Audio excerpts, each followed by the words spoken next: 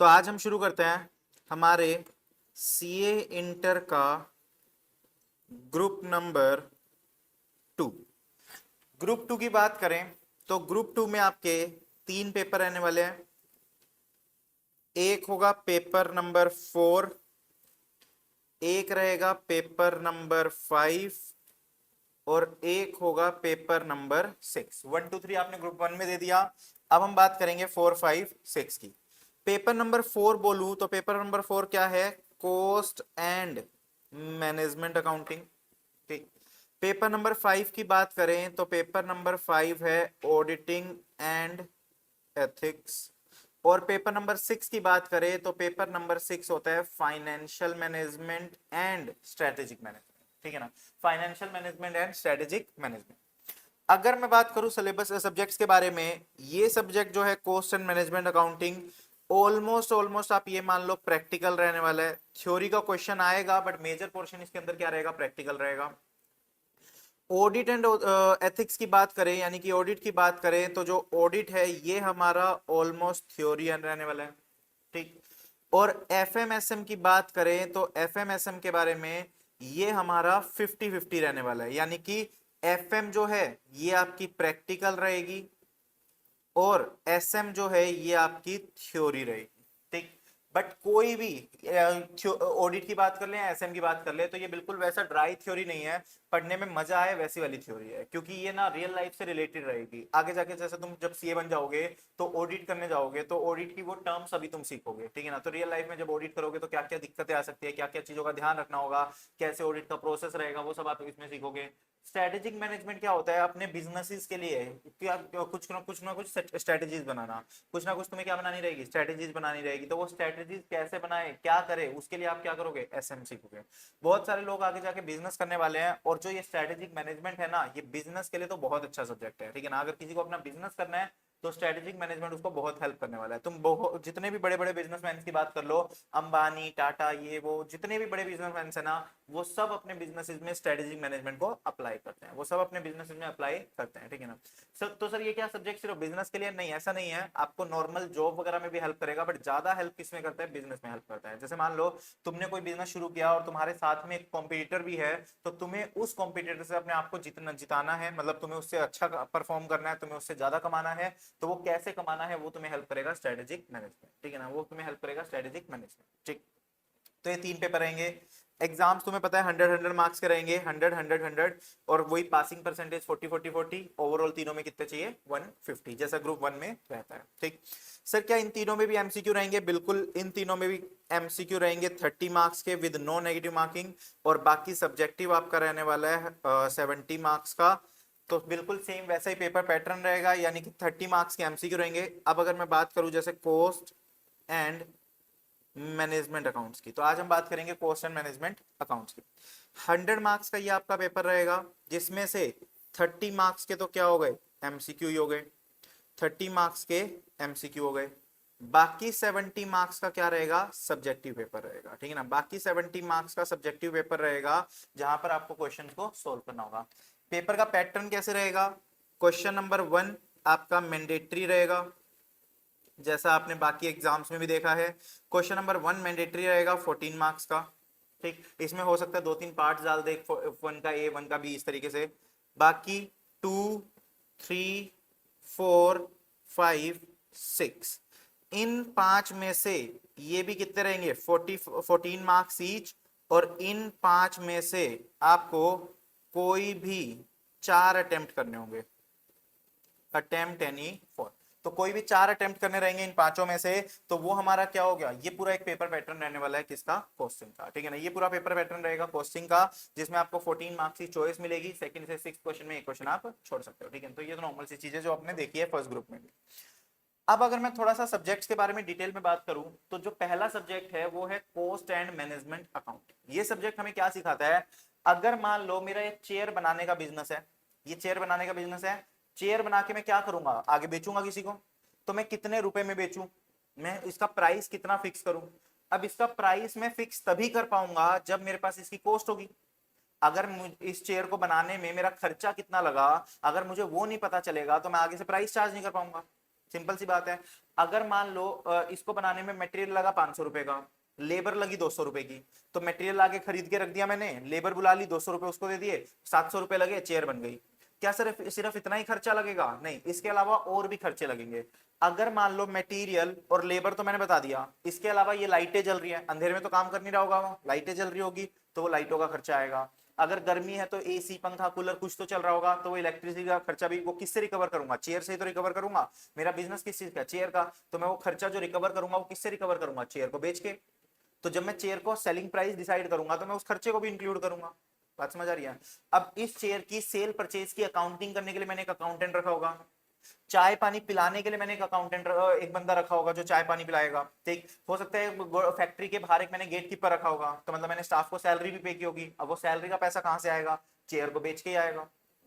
बात समझ आ रही है? तो ऐसे ऐसे बहुत सारे खर्चे भी होते हैं जिनको आपको रिकवर किससे करना है? चेयर को बेच के ही करना है। ठीक, तो हमें वो सारे खर्चों को इंक्लूड करना होता है, तब जाके इस चेयर की क्या निकल के आएगी? कॉस्ट निकल के आएगी। और उस चेयर को फिर कितने में बेचे ताकि हमारा प्रॉफिट मार्जिन भी रहे। प्रॉफिट कमाने के लिए तो कर रहे हैं बिजनेस, कोई बिना प्रॉफिट के लिए तो कर नहीं रहे बिजनेस, तो प्रॉफिट कमाना है, तो प्रॉफिट ऐड करके हम क्या डिसाइड करेंगे? सेलिंग प्राइस डिसाइड करेंगे। तो ये हम किस में सीखते हैं? कॉस्ट अकाउंटिंग में सीखते हैं। कॉस्ट अकाउंटिंग हमें यही सिखाएगा कि अगर आप किसी चीज की मैन्युफैक्चरिंग कर रहे हो, सर क्या सिर्फ मैन्युफैक्चरिंग, जैसे chair, pen, table, mobile, laptop, keyboard, कुछ भी, ठीक है ना, तो ये सब अगर आप मैन्युफैक्चरिंग कर रहे हो तो उसको मैन्युफैक्चर करने में कितनी कॉस्ट लगती है, वो कॉस्ट कैलकुलेट करना हमें कौन सिखाएगा? कॉस्ट अकाउंटिंग सिखाएगा। इसके अलावा इसमें सर क्या सिर्फ मैन्युफैक्चरिंग की बात करेंगे? नहीं, सर्विस की बात भी करते हैं। अगर मैं तुम्हें पढ़ा रहा हूं तो मैंने एक फीस डिसाइड करी। वो फीस कैसे डिसाइड करी? मैंने अपने खर्चे देखे होंगे, मेरी कितनी मेहनत लग रही है वो देखा होगा, मेरे क्या क्या क्या यहाँ पर खर्चे लग रहे हैं, रेंट हो गया, इलेक्ट्रिसिटी हो गया, ये सिस्टम वगैरह जो लगवाया है, इन सब की कॉस्ट हो गई। तो सर्विस वालों के लिए भी ये रहता है, वो अपनी कॉस्ट निकालेंगे, कितना प्रॉफिट ऐड करना है, उसके बेसिस पे अपना क्या डिसाइड करते हैं? सेलिंग प्राइस डिसाइड करते हैं। मतलब फीस बोल लो, या फिर बहुत सारे ऐसे सर्विस इंडस्ट्री होती है, जैसे बस वगैरह होती है। बस में तुम जाते हो, एक जगह से दूसरी जगह जाओगे तो उसमें कितने की टिकट होगी, वो टिकट कैसे डिसाइड होती है? वो ये देखते हैं कि एक जगह से उस जगह पे जाने में कितना बस का खर्चा लगेगा एक बंदे के लिए, तो उसमें फिर वो अपना प्रॉफिट ऐड करके तुमसे टिकट का फेयर चार्ज करते हैं। ठीक, तो इस तरीके से सर्विस इंडस्ट्री भी उसको करती है। तो बहुत सारी अलग अलग इंडस्ट्रीज इसमें रहती है। दूसरा, ऑडिटिंग एंड एथिक्स के बारे में मैंने तुम्हें बताया। ऑडिटिंग क्या होता है? जैसे सीए का मेन काम ही क्या होता है? ऑडिट करना, ठीक है ना। ऑडिट का मतलब क्या हुआ कि आपने ना अपने फाइनेंशियल स्टेटमेंट बना दिए। मतलब कोई बिजनेस होगा, लेट्स से कोई बिजनेस है, तो आपने अगर अपने फाइनेंशियल स्टेटमेंट बनाए, बिजनेस के फाइनेंशियल स्टेटमेंट बनाए, फाइनेंशियल स्टेटमेंट यानी कि क्या? पी एंड एल और बैलेंस शीट, ठीक है ना। तुमने अपने पी एंड एल और बैलेंस शीट बनाए। अब अगर वो पी एंड एल और बैलेंस शीट में कुछ गलती है, तो वो गलती कैसे पता चलेगी? कोई सीए या सीए का नॉन बंदा वो आएगा जिसको ये सब चीजों की नॉलेज होगी, वो आपके सारे फाइनेंशियल्स को चेक करेगा, वो आपके सारे फाइनेंशियल को चेक करेगा, उनका ऑडिट करेगा कि उसमें कोई गड़बड़ तो नहीं है। क्या जो आपने फाइनेंशियल बनाए हैं, पी एंड एल में जितना प्रॉफिट दिखा रहे हो, क्या वो सही प्रॉफिट है या नहीं है? क्या जो आपने बैलेंस शीट में एसेट लायबिलिटी दिखाई है, क्या वो सही दिखा रहा है या कुछ गड़बड़ है उसमें? तो वो हमारा क्या काम रहता है? ऑडिट का। बाकी इस ऑडिट के बारे में आपको ज्यादा मेजरली बताएंगे आदित्य सर। तीसरा सब्जेक्ट हमारा जो है financial management and strategic management. ये सब्जेक्ट जो है ना, ये सब्जेक्ट हमारे कोर्स का, मतलब मेरे लिए, मुझे लगता है मेरा सबसे फेवरेट सब्जेक्ट में से एक है। क्यों? क्योंकि ये ना, ये अकेला सब्जेक्ट ऐसा है जो पैसे को मैनेज करने की बात करता है। सब्जेक्ट का नाम क्या है? फाइनेंशियल मैनेजमेंट, यानी कि आपको अपना पैसा मैनेज करना है, आपको अपने पैसे को मैनेज करना है, यानी कि आपको अपना फाइनेंस मैनेज करना है, ठीक है ना। आपके पास अगर पैसा है, आपके पास मान लो 2 लाख रुपए है, तो उस 2 लाख रुपए का क्या करें? उस 2 लाख रुपए को कहां इन्वेस्ट करें ताकि आपको अच्छे से अच्छा रिटर्न मिल सके। मान लो तुम्हारे पास 2 लाख रुपए है, तुमने 4 जनों से पूछा, किसी ने बोल दिया म्यूचुअल फंड में डाल दे, किसी ने बोल दिया इक्विटी शेयर खरीद ले, किसी ने बोल दिया एफडी करवा लो, बट तुम किसकी मानोगे? कहां इन्वेस्ट करना चाहिए, तो क्या करना चाहिए? मान लो एक बंदे ने बोल दिया कि एक काम करो, पोर्टफोलियो बना दो, यानी कि सब में थोड़ा थोड़ा पैसा डाल दो। तो किसकी बात मानी जाए? जहां से तुम्हें सबसे ज्यादा रिटर्न मिलेगा, वो हमारे लिए क्या होगा? वो हमारे लिए सबसे बेनिफिशियल होगा। तो वो हमें कौन सिखाएगा? फाइनेंशियल मैनेजमेंट, यानी कि हमें पैसा कहां इन्वेस्ट करना चाहिए। ठीक, क्योंकि हम आगे जाके प्रोफेशनल बनने वाले हैं, और तुम्हें पता है कि प्रोफेशनल की रिस्पेक्ट रहती है मार्केट में। अगर तुम सीए बन, जैसे तुम सीए बन जाते हो, तो लोग जो तुम्हारे आसपास के लोग हैं, रिलेटिव्स है, वो तुम्हें ना एक अलग नजर से देखेंगे कि यार ये तो सीए है, ठीक है ना। तो वो तुमसे ना एडवाइस लेने भी आएंगे। अब मान लो तुम्हारे कोई रिलेटिव है, बुआ फूफा चाचा चाची वगैरह कोई भी तुम्हारे पास आते हैं, यार कि मेरे पास ना 5 लाख रुपए है, मुझे इन्वेस्ट करने, बताओ कहाँ करें। अगर तुम बोल दो कि यार मुझे नहीं पता कहीं भी कर दो, तो वो क्या तुम्हारे अंदर तुम्हारे लिए वही सेम रिस्पेक्ट बचेगी? उनके पास नहीं बचेगी, कहेंगे यार कैसा सीए इतना भी नहीं पता। ठीक, तो इसलिए हमारे लिए फाइनेंशियल मैनेजमेंट सब्जेक्ट भी बहुत ज्यादा इंपॉर्टेंट हो जाता है और बहुत ज्यादा अच्छा रहने वाला है। सिर्फ इन्वेस्टमेंट की बात नहीं है, आगे जाके ना तुम बड़े बड़े बिजनेसेस को ना कंसल्टेंसी दोगे, ठीक है ना। कंसल्टेंसी का मतलब यही होता है कि आप उनको एडवाइस देना, कोई भी इशू हो रहा है तो उनको हेल्प करना, वो सारा आपका क्या रहता है, कंसल्टेंसी रहती है। तो आप क्या करोगे, बड़े बड़े बिजनेसेस को ना कंसल्टेंसी प्रोवाइड करने वाले हो। तो जब कंसल्टेंसी प्रोवाइड करोगे, मान लो मेरा एक बिजनेस है, मेरा बहुत बड़ा बिजनेस हो गया, मैंने तुम्हें बुलाया, तुम लोग सीए बन गए हो, मैंने तुम्हें बुलाया, मैंने कहा यार एक बात बताओ, मुझे ना 50 लाख रुपए की जरूरत है, ठीक है ना, मुझे लोन लेना है 50 लाख रुपए का, मैं कहां से लूं? मैं 50 लाख के इक्विटी शेयर इशू करूं, या मैं 50 लाख के प्रेफरेंस शेयर इशू करूं, या मैं 50 लाख के डिबेंचर इशू करूं, या मैं बैंक से लोन ले लूं, या मैं क्या करूं? ठीक, तो मुझे अब तुमसे एडवाइस चाहिए कि बताओ क्या करूं। ठीक, अब मैं लोन लेने वाला हूं, पैसा लेने वाला हूं, तो मैं क्या करूंगा, मैं वहां से पैसा लूंगा जहां पर मेरी कॉस्ट सबसे कम पड़ेगी, जहां पर मेरी कॉस्ट क्या पड़ेगी, सबसे कम पड़ेगी। ठीक, तो यहां पर क्या होगा, आप अब तुम एज अ सीए मार्केट के सारे फैक्टर्स को ध्यान में रखते हुए, मान लो तुम्हें पता है डिबेंचर सबसे सस्ते होते हैं, ठीक, मान लो तुम्हें लगता है डिबेंचर सबसे सस्ते होते हैं, तुम मेरे पास आए, तुमने बोल दिया कि एक काम करो डिबेंचर से ले लो 50 लाख।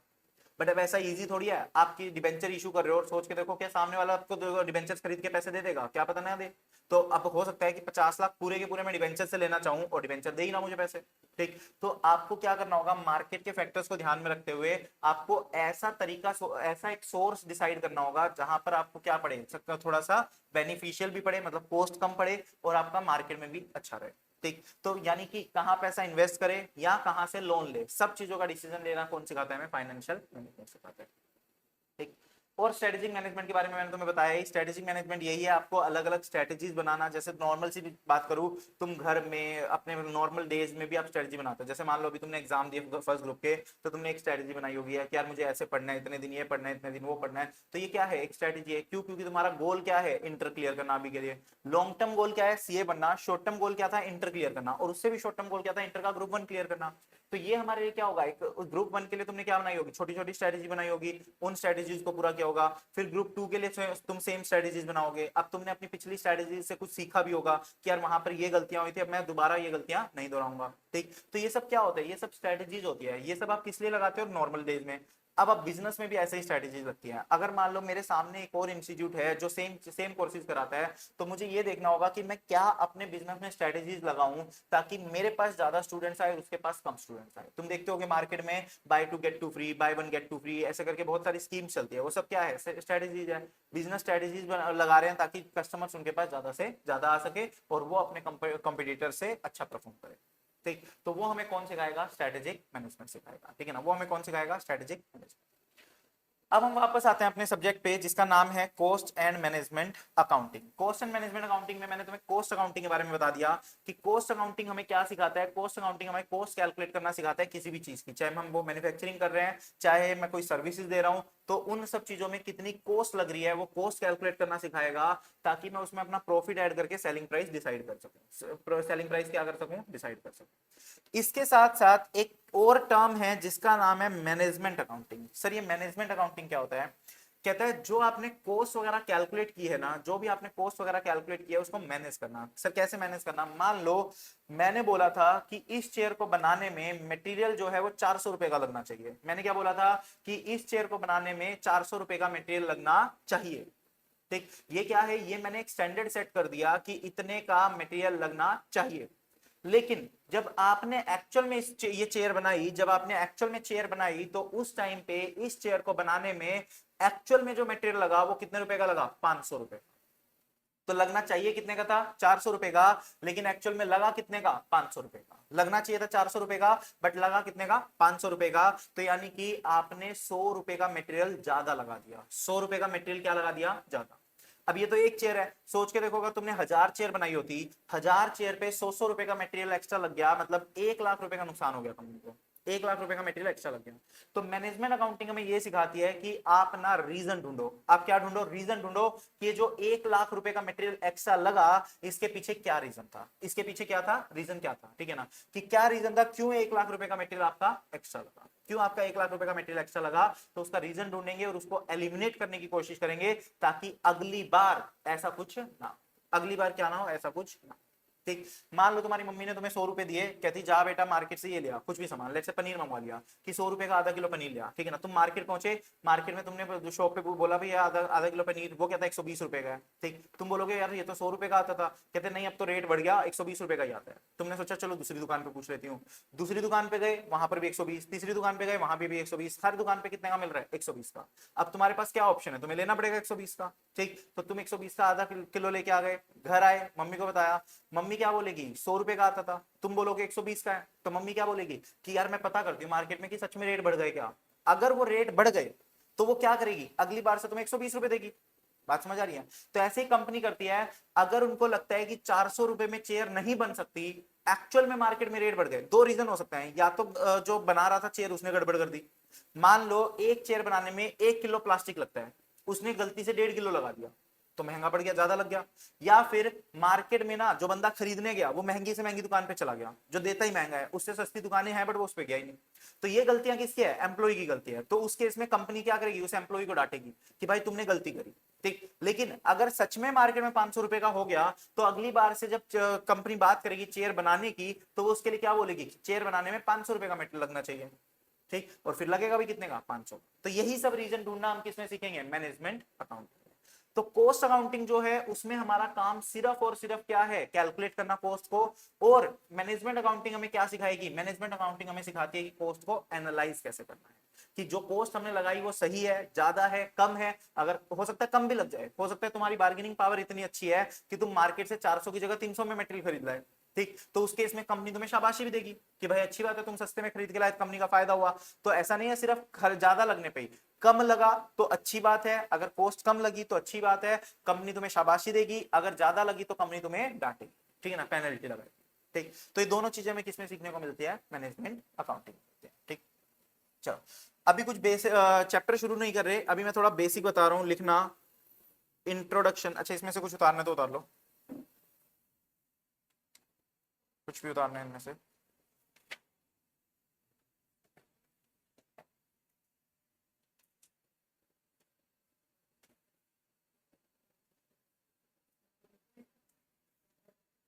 जैसे मर्जी कर लो, उतारना उतार लो, फोटो खींचना फोटो खींचना।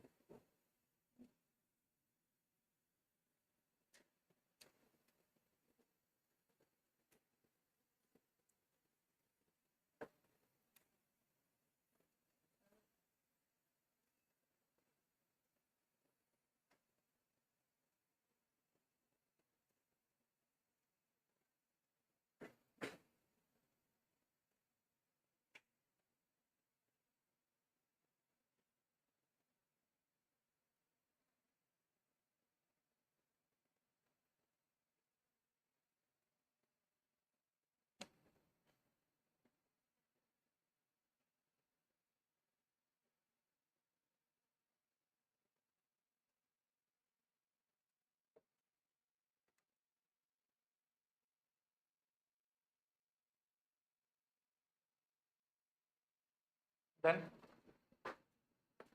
ये हमारा पेपर पैटर्न है, इसके ऊपर लिख लेना पेपर पैटर्न, पेपर पैटर्न।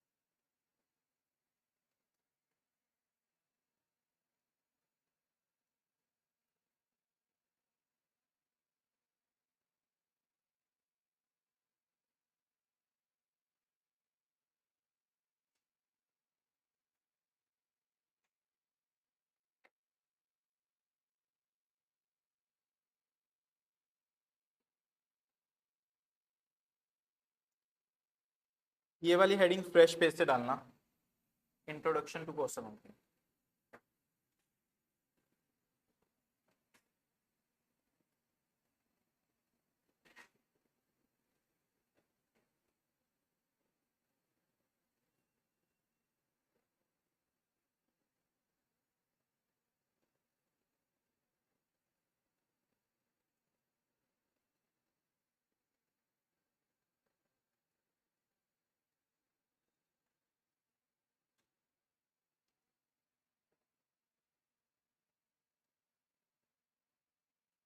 चलो, तो हम बात करते हैं किसकी, कॉस्ट अकाउंटिंग की, ठीक है ना। अभी कुछ बेसिक टर्म्स के बारे में सीखेंगे, जो टर्म्स हमें आगे जाके पूरे सब्जेक्ट में यूज करने वाले हैं, पूरे चैप्टर में, हर चैप्टर में यूज होगा, ठीक है ना। फिर पूरे चैप्टर का सिलेबस भी बताऊंगा कि क्या क्या चैप्टर्स हैं, मैं पूरे सब्जेक्ट का सिलेबस बताऊंगा कि क्या क्या चैप्टर्स उसमें कवर होने वाले हैं, ठीक।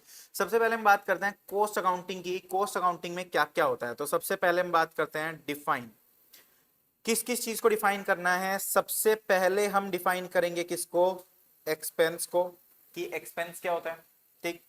फिर उसके बाद हम डिफाइन करेंगे किसको, लॉस को, कि लॉस क्या होता है। थर्ड नंबर पे हम डिफाइन करेंगे असेट को, कि एसेट क्या होता है। और लास्ट में फिर हम डिफाइन करेंगे किसको, कॉस्ट को, ठीक। अगर मैं नॉर्मल लैंग्वेज में पूछूं कि एक्सपेंस क्या होता है, तो एक्सपेंस के लिए तुम बोलोगे यार कोई भी खर्चा कर दिया, कोई भी पैसा खर्च कर दिया तो वो हमारा क्या हो गया, एक्सपेंस। अगर मैं बात करूं लॉस की, तो लॉस तुम्हारा क्या हो गया, नुकसान हो गया, ठीक। लॉस हमारा क्या हो गया, कोई भी नुकसान हो जाना।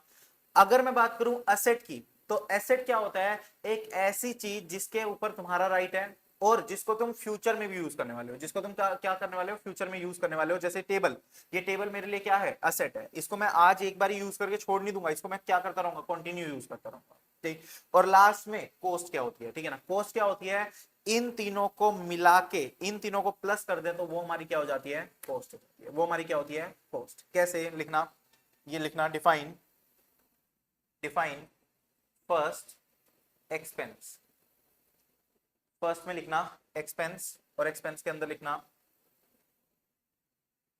It is that part of cost, it is that part of cost, it is that part of cost against which, against which, against which some benefits have, some benefits have already derived, some benefits have already derived। यानी कि क्या कह रहा है, कहता है कि आपने अगर किसी भी चीज का बेनिफिट ले लिया और फिर उसके लिए पैसे पे कर रहे हो, तो वो आपका क्या कहलाएगा, एक्सपेंस कहलाएगा। 11 12 या फाउंडेशन या फर्स्ट ग्रुप में हमने प्रीपेड एक्सपेंस वर्ड सुना है। प्रीपेड एक्सपेंस क्या होता है कि अगर आपने किसी भी खर्चे की पेमेंट पहले कर दी बट वो खर्चा अभी तक नहीं हुआ, तो वो आपका क्या कहलाता है, प्रीपेड एक्सपेंस। तो वो हमारा एक्सपेंस नहीं होता, वो हमारे एसेट में जाता है।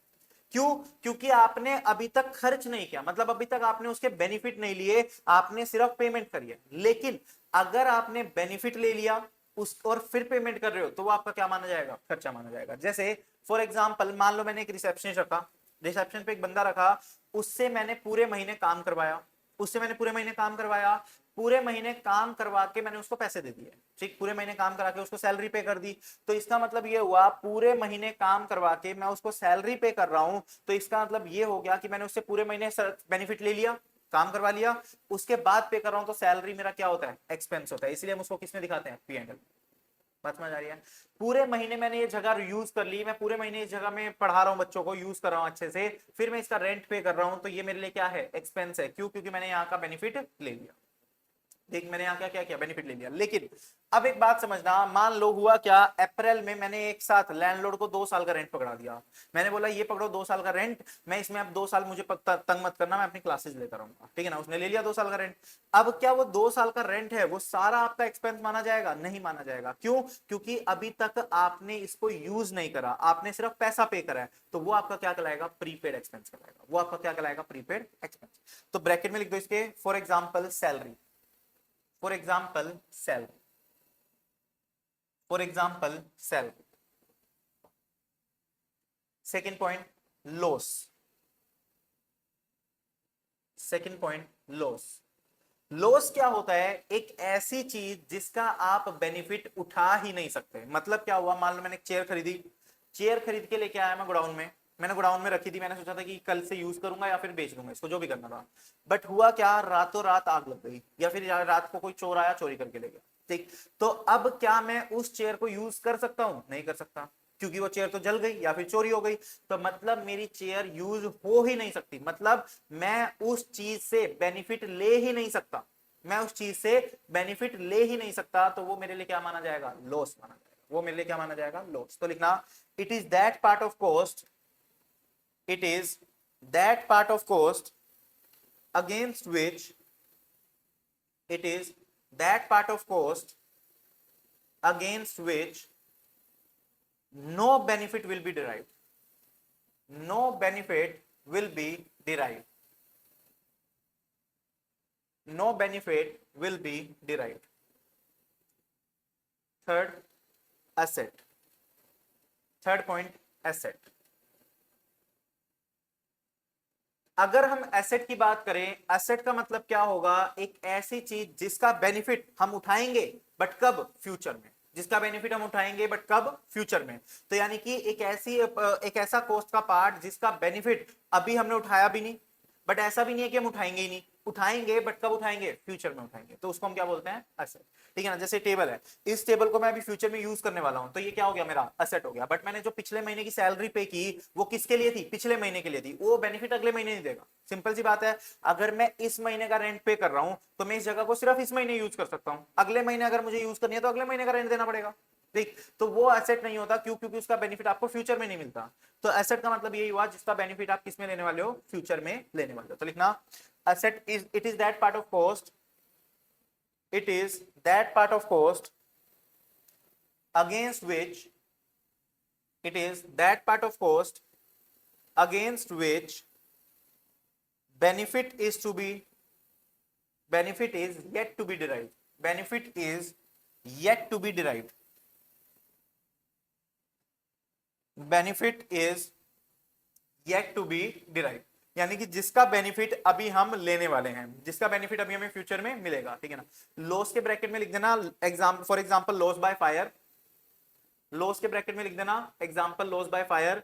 और एसेट के ब्रैकेट में लिख देना for example plant and machinery. For example plant and machinery. ठीक. तो एग्जांपल क्या है? Plant and machinery. तो ये हमारा क्या हो गया? एग्जांपल. अब एक बात समझना, तुम्हें थोड़ा सा बचपन याद दिलाता हूं. 11th क्लास में डेप्रीशिएशन चैप्टर एक पढ़ते थे. डेप्रीशिएशन जिसमें SLMWDB मेथड लगाते थे. फाउंडेशन में पढ़ा तुमने. ठीक है ना. डेप्रीशिएशन की बात करें तो उसमें लाइन कैसे होती थी शुरू? कि mister A purchase the machinery at an original cost of let say कितना? 10 लाख. तो 10 लाख रुपए की उसकी क्या हो गई? कॉस्ट. यानी कि उसने क्या किया? 10 लाख रुपए में मशीन को खरीदा. उसने क्या किया? 10 लाख रुपए में मशीन को खरीदा. अब उस मशीन को 1 साल यूज कर लिया. तो अगर 1 साल वो मशीन को यूज कर लेता है तो उसका क्या लगता है? डेप्रीशिएशन. तो उसके ऊपर वो क्या लगाएगा? डेप्रीशिएशन लगाएगा. 1 साल का मान लो 15% पे डेप्रीशिएशन है, यानी कि 1.5 लाख रुपए लग गया. कितने बचे? 8.5 लाख रुपए बचे. 8.5 लाख रुपए बचे. अब आग लगी थी जिसकी वजह से मशीन का एक पार्ट जल गया. कितने रुपए का? 50,000 रुपए का. तो अब हमारे पास जो मशीन की वैल्यू बची वो कितनी बची? 8 लाख. वो कितनी बची? 8 लाख. अब ये जो डेप्रीशिएशन है इसको हम क्या करते हैं? P&L में डेबिट कर देते हैं. ये जो लॉस हुआ इसको भी हम क्या करते हैं? P&L में डेबिट कर देते हैं. बट जो ये WDV बची ये कहां जाती है? Asset side. ये किधर जाती है? बैलेंस शीट में एसेट साइड. बैलेंस शीट में कहां जाएगी? Asset side. बात समझ आ रही है? तो ये हमारा ट्रीटमेंट होता है जब हम डेप्रीशिएशन चार्ज करते हैं. तो जो डेप्रीशिएशन होता है वो खर्चा मान के P&L में डाल देते हैं. ये लॉस हो गया तो ये भी P&L में जाएगा, और जो बैलेंस बच गया वो हमारा क्या होगा? बैलेंस शीट में. ठीक. तो अब हम इन तीनों का मतलब इसी एग्जांपल से समझते हैं. सोचना, सबसे पहली बात क्या करता है? एक्सपेंसेस. एक्सपेंसेस का मतलब क्या हुआ? जितना हमने बेनिफिट उठा लिया, यानी कि इस मशीन को हमने 1 साल यूज कर लिया, तो 1 साल का डेप्रीशिएशन हम क्या करेंगे? P&L में डाल देंगे, यानी कि अपना खर्चा बुक कर लेंगे. क्योंकि हमने अभी इससे बेनिफिट कितना उठाया? 1 साल. ठीक. तो उसको हमने क्या दिखा दिया? एक्सपेंस दिखा दिया. दूसरा कहते हैं ये लॉस हो गया. मतलब ये जो 50,000 वाली मशीन है ना, इतना पार्ट अब हम यूज कर ही नहीं सकते क्योंकि ये पार्ट तो जल गया. ये पार्ट जल के खराब हो गया. या तो मैं नया 50,000 का पार्ट लगाऊंगा तब यूज हो पाएगा, बट ये वाला पार्ट तो जल गया तो ये यूज नहीं हो सकता. तो इसको हम क्या बोलते हैं? लॉस बोलते हैं. बट अकाउंटिंग में लॉस भी किसमें जाता है? P&L में जाता है. तीसरा, अभी भी मेरे पास 8 लाख की मशीन बची है जिसका बेनिफिट मैं कहां उठाऊंगा? फ्यूचर में. ये 8 लाख की मशीन में फ्यूचर में यूज करूंगा, तो इसीलिए ये मेरा क्या बन गया? एसेट बन गया. और हमने इसको कहां दिखा दिया? बैलेंस शीट में एसेट साइड दिखा दिया. तो 8 लाख का एसेट, 50,000 का लॉस और 1.5 लाख का खर्चा, तीनों मिला के कितना हुआ? 10 लाख. तीनों मिला के कितना हो गया? 10 लाख. तो यानी कि ये हमारा क्या हो गया? कॉस्ट कितनी आई? 10 लाख. तो कॉस्ट का मतलब क्या हो गया? Expenses plus loss plus asset, तीनों का मिला के. तो लिखना fourth point, cost equals to cost equals to cost is, या ऐसे लिख दो, cost is sum total of, cost is sum total of expenses, cost is sum total of expenses comma losses, expenses comma losses and assets, and assets। ठीक, चलो, तो ये थी हमारी पहले बेसिक कुछ डेफिनेशंस। अब हम एक और क्वेश्चन देखेंगे, कहता है what is cost and management accounting. What is cost and management accounting, हाँ लिख लो साथ साथ, क्वेश्चन लिख दो ऐसे ही, question what is cost and management accounting. तो क्या होता है कॉस्ट एंड मैनेजमेंट अकाउंटिंग? इसी क्वेश्चन के थ्रू मैं तुम्हें पूरा सिलेबस बताऊंगा कि हमारे यहाँ पर सिलेबस में क्या क्या है, हमारे यहाँ पर सिलेबस में क्या क्या रहने वाला है। चलो, तो लिखना आंसर में, it is the subject, it is the subject that deals with, it is the subject that deals with various aspects, it is the subject that deals with various aspects। और जो various aspects हैं वो क्या क्या है? सबसे पहले बात करेगा elements of कॉस्ट की, सबसे पहली बात करते हैं किसकी? एलिमेंट्स ऑफ कॉस्ट की, यानी कि अगर इस चेयर को बनाने में खर्चा लग रहा है तो क्या क्या खर्चा लग रहा होगा। ये चेयर जो बन रही है, इस चेयर को बनाने में बात करें तो इस चेयर को अगर बनाने में खर्चा लग रहा है तो क्या क्या खर्चा लग रहा होगा? तो इसमें एक तो लग रहा होगा मटेरियल, मटेरियल कॉस्ट लग रही होगी, ठीक। मटेरियल के अलावा एक लेबर का खर्चा लग रहा होगा, लेबर कॉस्ट, और इसके साथ साथ कुछ डायरेक्ट एक्सपेंसेस और भी लग रहे होंगे, ठीक। लेबर कॉस्ट और उसके अलावा कुछ और डायरेक्ट एक्सपेंसेस भी लग रहे होंगे। और इसके अलावा और क्या लगेगा सर? इसके अलावा मैंने ऑफिस का रेंट पे किया होगा, ऑफिस का रेंट पे कर रहा होगा, फैक्ट्री का रेंट पे कर रहा होगा, फैक्ट्री में क्या मान लो एक चौकीदार रख रखा होगा, फैक्ट्री में लाइट जल रही होगी, मशीनों के लिए पावर चाहिए होगी, पानी आ रहा होगा, ऑफिस में लाइट जल रही होगी, ऑफिस में स्टाफ होगा, ऐसे हर चीज की सैलरी वगैरह सब कुछ पे हो रहा होगा। तो इन सबको कंसोलिडेट करके एक नाम दे दिया जाता है जिसको हम बोलते हैं ओवरहेड्स, जिसको हम क्या बोलते हैं? ओवरहेड्स, ठीक। तो ये तीन एलिमेंट्स होते हैं कॉस्ट के, एक होता है मटेरियल कॉस्ट, हालांकि अगर मैं बात करूं ना आगे जाके तो मैं पता चलेगा 6 एलिमेंट्स होते हैं, बट हमारी चैप्टर के हिसाब से बात करूं तो उसमें कितने होते हैं? 3 ही होते हैं। कौन कौन से? एक हो गया मटेरियल कॉस्ट, दूसरा हो गया लेबर कॉस्ट और डायरेक्ट एक्सपेंसेस, तीसरा क्या हो गया हमारा? ओवरहेड्स। एक ये हो गया, 2, 3 और इसके अंदर कितने हैं? 3, ऐसे करके 6 होते हैं। बट हमारे चैप्टर की बात करूं, ये 3 अलग अलग चैप्टर्स हैं, एक है मटेरियल कॉस्ट, एक है लेबर कॉस्ट और एक है ओवरहेड्स। मटेरियल कॉस्ट क्या बात करता है? मटेरियल कॉस्ट बात करता है कि अगर मान लो मुझे मटेरियल खरीदना है, मुझे मटेरियल खरीदना है तो मैं कितना खरीदूं? क्योंकि अगर मान लो मैंने सोचा कि मैं यार एक काम करता हूं, एक बारी में 1 लाख किलो खरीद लेता हूं मटेरियल, लेट्स से प्लास्टिक खरीदना है, मैंने डिसाइड किया मैं एक काम करता हूं, एक साथ 1 लाख किलो प्लास्टिक खरीद लेता हूं। अब सोच के देखो, अगर तुमने 1 लाख किलो प्लास्टिक खरीद लिया तो उसको रखने के लिए गोडाउन भी चाहिए, तो गोडाउन का रेंट देना पड़ेगा, अननेसेसरी खर्चा बढ़ेगा। तो आप कितनी यूनिट्स खरीदो जिससे ना तो आपके एक्स्ट्रा खर्चे लगे। अब सोचो, फिर तुमने सोचा कि यार एक काम करता हूं, चलो 1 लाख में तो गोडाउन लेना पड़ेगा, तो जितना जितना जरूरत है ना उतना उतना खरीदता रहता हूं। अब तुमने मान लो एक चेयर बनाई, उसके लिए 2 किलो जरूरत थी, तुमने 2 किलो खरीद दिया। अब अगली चेयर बनाओगे तब 2 किलो खरीद लोगे। तुम्हारे पास कोई अर्जेंट कस्टमर आ गया, कहता है मुझे आज की आज चेयर बना के दे दो, और तुम्हारा सप्लायर बाय चांस छुट्टी पे है, तुम्हारा सप्लायर क्या है? छुट्टी पे है, तुम उससे मटेरियल खरीद नहीं पा रहे, तो क्या आज की आज चेयर बना पाओगे? नहीं बना पाओगे। तो इस केस में क्या होगा? वो कस्टमर भाग जाएगा। बात समझ आ रही है? तो हमें ऐसा खरीदना होगा कि ना तो कम पड़े और ना ही ज्यादा हो, एक बैलेंस बना के चलना होगा। वो कौन सिखाएगा हमें? मटेरियल कॉस्ट सिखाएगा, ठीक। कि कितना कितना मटेरियल खरीदे, कैसे खरीदे, उसको कैसे रिकॉर्ड करें। जैसे तुमने फाउंडेशन में वो फीफो लिफो पढ़ा था, FIFO first in first out, LIFO last in first out. वो क्या होता है? सामान को रिकॉर्ड करने के लिए होता है कि आप कैसे रिकॉर्ड करोगे, कितना सामान आया, कितना सामान गया, कितना सामान बच गया। ऐसे ही मटेरियल के लिए भी करना होता है कि कितना मटेरियल हमने खरीदा, उसमें से कितना मटेरियल हमने इशू कर दिया, कितना मटेरियल हमारे पास बच गया। तो वो सब हमारा किस में कवर होगा? मटेरियल कॉस्ट में कवर, ठीक। लेबर कोस्ट की बात करते हैं। लेबर कोस्ट भी ना बहुत अच्छा चैप्टर है, बहुत इंपॉर्टेंट चैप्टर है। कभी कभी ना इससे फर्स्ट क्वेश्चन मैंडेटरी में 5 नंबर का आ जाता है, हालांकि वेटेज सिर्फ 5 नंबर की है इसकी, बट कभी कभी मैंडेटरी क्वेश्चन में आ जाता है 5 नंबर का। ठीक, लेबर कोस्ट की बात करूं, ये क्या करता है, मान लो मैंने तुम दोनों लेबर हो, मैंने तुम दोनों को क्या दिया, कोई काम करने को दिया, मैंने एक चेयर तुम्हें बनाने को दे दी, एक चेयर तुम्हें बनाने को दे दी। ठीक, कोमल ने कितने घंटे में बना दी, मान लो 8 घंटे में, तनीषा ने कितने घंटे में बनाई, 10 घंटे में। ठीक, मैं तुम दोनों को क्या दे रहा हूं, 1 घंटे के 50 रुपए देता हूं, ठीक है ना, 1 घंटे के कितने रुपए देता हूं, 50 रुपए।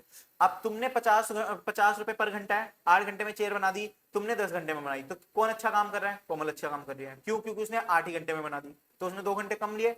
तो अब वो क्या एक्सपेक्ट करेगी, वो ये एक्सपेक्ट करेगी कि अगर मैंने काम जल्दी खत्म करा तो मुझे कुछ एक्स्ट्रा बोनस देना चाहिए, वरना वो क्या करेगी, वो अगली बार से वो भी 10 घंटे लगा देगी।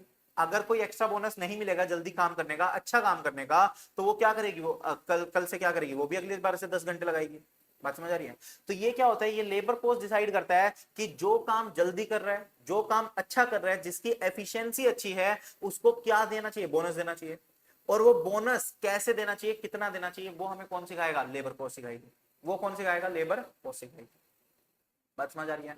इसके अलावा अगर कोई कंपनी में लेबर चेंज हो रहे हैं बार बार, मान लो मेरी कंपनी है, मेरी कंपनी में पिछले बार 5 लेबर थी, वो 5 छोड़ के चली गई, नई 4 आ गई, अगले महीने फिर से वो 4 चले गए, अगले महीने 6 आ गए। तो इससे मतलब क्या हुआ कि मेरी कंपनी में कुछ ना कुछ दिक्कत है, या तो एनवायरमेंट की दिक्कत है, या फिर हो सकता है मैं उनके साथ अच्छे से बिहेव नहीं कर रहा, तभी तो वो लोग इतनी फ्रीक्वेंटली छोड़ के जा रहे हैं। तो यहाँ पर क्या होता है, लेबर कोस्ट हमें निकालना सिखाता है कि कंपनी में लेबर का कैसा आना जाना है। कंपनी बहुत ज्यादा फ्रीक्वेंटली अगर कंपनी में लेबर अगर बहुत ज्यादा फ्रीक्वेंटली चेंज हो रही है, मतलब कंपनी अच्छी नहीं है, मतलब कंपनी क्या नहीं है, अच्छी नहीं है। लेकिन अगर मान लो कंपनी में ऐसे एम्प्लॉइज हैं जो 40-40, 30-30 साल से काम कर रहे हैं, तो मतलब कंपनी बहुत अच्छी होगी, तभी वो 30 साल टिका हुआ है। बात समझ आ रही है, तभी वो इतना 30 साल टिका हुआ है, वरना इतनी पेशेंस किसी में नहीं होती। ठीक, तो कंपनी अच्छी होगी तभी वो इतना ज्यादा टिका हुआ, तो वो हमारा क्या कहलाता है, लेबर कॉस्ट। ठीक, इसके साथ साथ डायरेक्ट एक्सपेंसिव होता है, वो छोटा सा पार्ट है, वो एग्जाम के टाइम में चैप्टर के साथ साथ ही कर लेंगे अपन। ठीक, ओवरहेड्स की बात करूं तो मशीन मटेरियल हो गया, लेबर हो गया, डायरेक्ट एक्सपेंसेस हो गए। तो डायरेक्ट एक्सपेंसेस तो हमने ऊपर कवर कर लिए। जो भी हमारे इनडायरेक्ट एक्सपेंसेस होते हैं ना, जैसे ऑफिस में लगने वाले खर्चे, फैक्ट्री में लगने वाले इनडायरेक्ट खर्चे, जैसे फैक्ट्री का रेंट हो गया। अब सोच के देखो, मेरी फैक्ट्री है, मैं उसमें चेयर भी बना रहा हूँ, मैं उसमें लेट से कीबोर्ड बना रहा हूँ, मैं उसमें बोतल बना रहा हूँ प्लास्टिक की, मैं उसमें और कंप्यूटर बना रहा हूँ, ठीक है ना। तो ऐसे 4-5 चीजें बना रहा हूँ। अब फैक्ट्री का रेंट पे कर रहा हूँ 1 लाख, तो वो जो 1 लाख रुपए है वो तो सबके लिए लगे ना, चेयर पे भी गया, पेन भी बना, कीबोर्ड भी बना, बोतल भी बनी, कंप्यूटर भी बना, सब कुछ बना, और सबका मिला के कितना चला गया, 1 लाख रुपए। अब आप इक्वली तो बांट नहीं सकते, क्योंकि जरूरी थोड़ी है जितनी चेयर बनी उतनी बोतल बनी।